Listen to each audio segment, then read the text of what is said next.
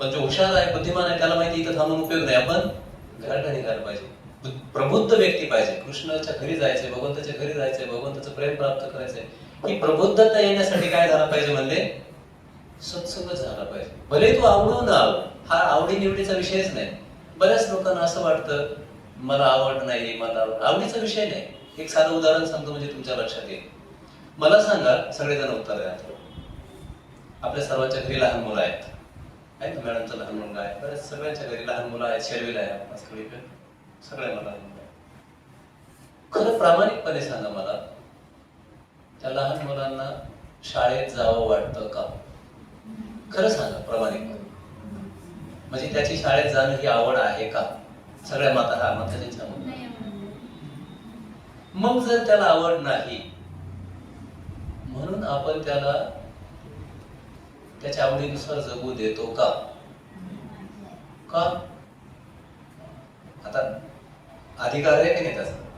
परत परमार्थाच्या बाबतीत काही काही लोक म्हणतात मला काही एवढी आवड, त्यांना आवड आहे ते जातात. मग ज्याला आवड नाही त्या मुलांची, त्यांना तुम्ही शाळेत का पाठवता? या सगळ्यासाठी आपण शारीरिक सुख त्यांना मिळावं. पण आपल्याला सगळ्यांना माहिती आहे, तुम्हाला सामान्य ज्ञान सुद्धा माहिती आहे की या शहरात आपण फार दिवस थोडे दिवस राहतो, तरी थोडे दिवसासाठी आपण त्यांना शाळेत पाठवतो.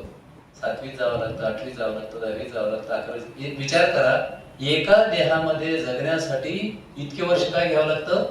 सुख मिळवण्यासाठी इतके वर्ष शिक्षण घ्यावं लागतं. आणि जगतो किती दिवस? 60 वर्षाचे आता आयुर्वेद मर्यादा आहे म्हणतात. त्याच्या 30 वर्ष कशात घालावे लागतात? एक देह शिक्षणाचं पूर्ण करण्यासाठी, एक देहाला सुरक्षित ठेवण्यासाठी, एक देहाला सुखी ठेवण्यासाठी एवढं शिक्षण घ्यावं लागतं. आणि भगवद्गीता म्हणते की आपण तर शरीरानंतर मदत नाही, न हन्यते हन्यमाने शरीरे, आत्मा कायमचाच शाश्वत आहे.